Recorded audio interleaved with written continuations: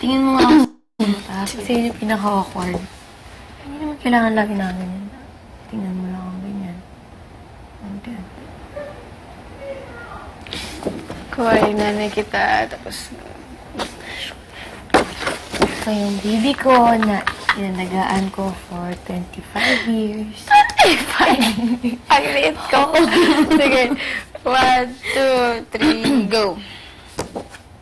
Parang hindi naman kayo nasaktan. Sus, diba ikaw pa ngayon nag-aalaga sa akin nun? So, tatanggapin mo na lang na nasaktan ka? Intindihin mo na lang na walang taong perpekto. Ako, kahit ikaw, di ba nakakagawa tayo ng mga bagay na nakakasakit ng ibang tao? Nay, paano ko ba magpatawad? Gusto mo na ba? Dahil desisyon yun, Lyda. Oh! Ang galing